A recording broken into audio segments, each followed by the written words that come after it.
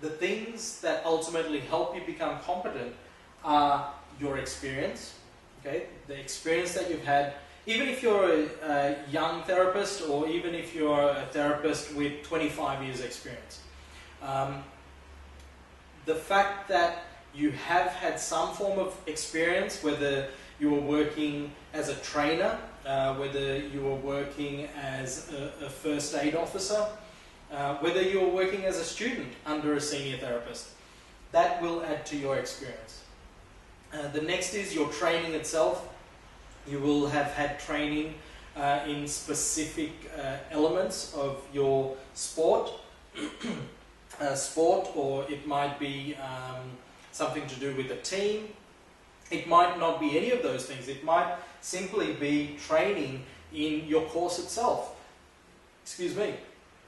It might be you training in your undergraduate program. And then it might be you training in your postgraduate program. So your competence, ultimately, the foundation of your competence starts there. That is your building blocks. That's where it all begins. And you need to make sure that is sound. Okay, so you at least have the theory behind you. You have some practical skills, but you know the basics to help you to get to the next level. So these are all the things that help you become competent, and these are quite vital.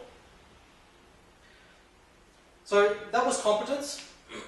As I said, all of those things I talked about just before are key things that has helped me in the past during my career. When you are competent, you are then able to apply a little bit at a time, a little bit of knowledge, a little bit of skill, and that then allows you to become confident. Now, confidence goes a long way, and the things that you have to do to improve confidence are body language, okay, non-verbal skills. So you'll find that your non-verbal skills and your body language, they account for 90% of your communication skills. What you speak about, all the verbal cues and the verbal communication accounts for only about 10% in human behavior and human interaction. So it's very interesting. At this point, I'd like to recommend a TED Talk by Amy Cuddy, C-U-D-D-Y, and it's all about how body language helps a person in a difficult situation. So it's a very, very interesting TED Talk. It's about how by being in a power pose, so power pose are, hands on hips, or just having an open posture, where people who have closed body language,